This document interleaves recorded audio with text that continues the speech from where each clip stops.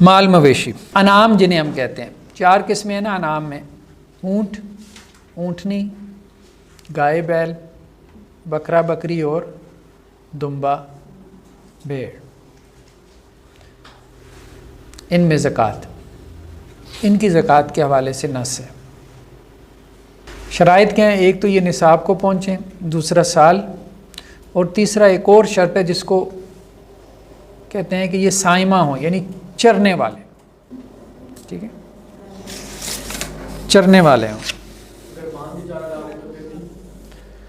اگر گھر کے چارے پہ ہوں تو پھر نہیں۔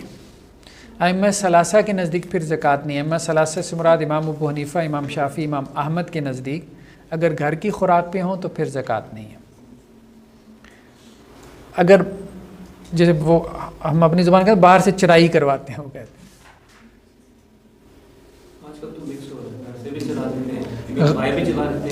غالب کیا ہے، غالب جو ہے نا اس کا اعتبار ہوگا، ٹھیک ہے۔ ہاں، چرنے والا پوائنٹ یہ ہے کہ حدیث میں الفاظ آتے ہیں سائمہ کے، عربوں میں یہی ہوتا تھا نا، باہر چرائی کے لیے چلے جاتے تھے، جنگل کی گھاس پھوس ہے، ٹھیک ہے، تو کہا گیا ان میں زکوٰۃ ہے۔ جن کو گھر رکھ کے تم اپنے خرچے سے چارہ ڈالتے ہو، جیسے ونڈا ڈال رہا ہے، وہ کھل ڈال رہا ہے، ٹھیک ہے، اب ظاہر بات اس کا خرچہ آ رہا ہے نا، اس پہ اچھا خاصا خرچہ آ رہا ہے، چنے ڈال رہے ہوتے ہیں کبھی ہیں، تو وہ اگر معاملہ ہے تو اس پہ زکوٰۃ نہیں ہے۔ یہ استدلال کیا امام ابو حنیفہ، امام شافعی اور امام احمد نے۔ امام مالک کہتے ہیں کہ نہیں، حدیث سے یہ مراد نہیں ہے، یعنی یہ چیز بطور شرط نہیں آئی ہے حدیث میں، اس کا برسبیل تذکرہ جو ہے نا وہ ذکر آ گیا ہے، کیونکہ عربوں میں ہوتی سائمہ تھے، سین سے جی، یہی ہے کہ چرنے والے ہوں، کیونکہ شریعت نے اس کا بہرحال اعتبار کیا۔ دیکھیں کھیتی میں بھی اعتبار کیا ہے کہ اگر آپ کا خرچہ آ رہا ہے تو کم از کم وہاں پہ بھی آپ کو ریلیکس کیا ہے، زکوٰۃ سے آپ کو آدھی زکوٰۃ سے ایگزمپٹ کیا ہے، تو اس کا بڑا اعتبار ہے، تو یہ قابل اعتبار چیز ہے خرچہ ہونا انسان کا۔ وہ بزنس ایسٹ ہے، وہ بزنس ایسٹ ہے، ہاں۔ اونٹ جو ہے نا، اگر وہ 5 ہو تو ان میں 1 بکری ہے، 10 ہوں تو 2 بکری ہیں، 15 ہوں تو 3 ہیں، ٹھیک ہے، 20 ہوں تو 4 بکری ہیں، 25 اونٹ ہو جائیں تو پھر 1 اونٹ کا، ٹھیک ہے، اس کو کیا کہتے ہیں، بنت مخاص، بنت مخاص ہے یا ابن لبون، وہ نام رکھے ہوتے تھے اونٹ کے، 1 سال کے بچے کے، 2 سال کے۔ ہاں، 5 اونٹوں میں 1 بکری ہے، 10 میں 2 ہو گئیں، 15 میں 3 ہو گئیں، 20 میں 4 بکریاں ہو گئیں۔ جب 25 اونٹ ہو گئے تو پھر اب اونٹ شروع ہو گئے نا زکوٰۃ پہ، تو 25 اونٹوں پہ یا تو بنت مخاص دے گا، بنت مخاص کہتے ہیں 1 سال کی اونٹنی کو، یا پھر ابن لبون دے گا، ابن لبون کہتے ہیں 2 سال کا اونٹ، یعنی ان کے ہاں 1 سال کی اونٹنی 2 سال کے اونٹ کے برابر اس کی ویلیو ہوتی تھی۔ گایوں میں جو زکوٰۃ کا نصاب ہے وہ کیا ہے کہ 30 کو پہنچ جائیں، بھینسوں کو بھی گایوں پہ قیاس کیا گیا، 30 کو پہنچ جائیں تو ان میں 1 بچڑا ہے 1 سال کا، اس کو طبیعہ کہتے ہیں۔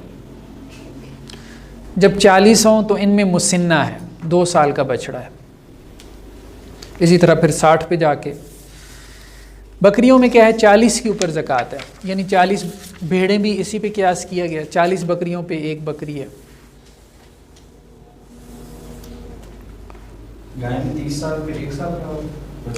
ہاں، 30 اگر 29 تک نہیں ہے، جیسے 4 اونٹوں پہ زکوٰۃ نہیں ہے، اسی طرح 29 گایوں پہ زکوٰۃ نہیں ہے، 29 بھینسوں پہ زکوٰۃ نہیں ہے، لیکن ہم پھر وہی بات کریں کہ یہ اس وقت تک ہے جب تک یہ ٹریڈنگ ایسٹ نہیں ہے۔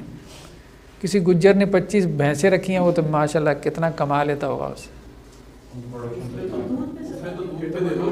ہاں ہاں، دودھ پہ دے گا، یہی ہم کہہ رہے ہیں، بزنس ایسٹ۔ اب وہ عوامل پیداوار میں سے ہو گئی نا بھینس،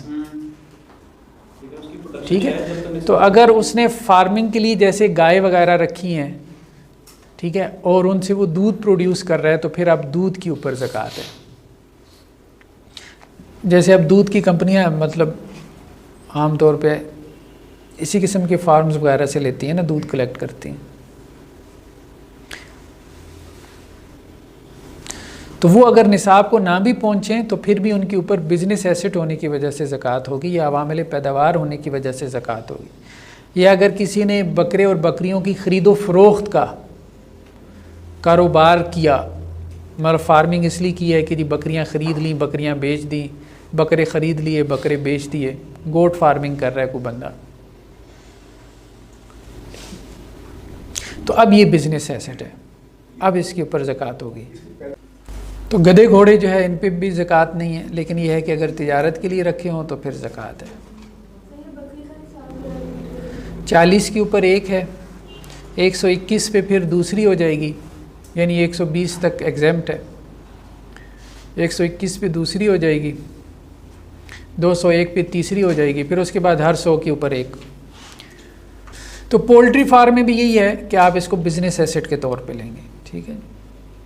تو کوئی بھی جانور ہے اگر آپ اس کی فارمنگ وغیرہ کر رہے ہیں, ٹھیک ہے, مطلب حلال بزنس ہے. اب تو پگ کی بھی فارمنگ ہوتی ہے,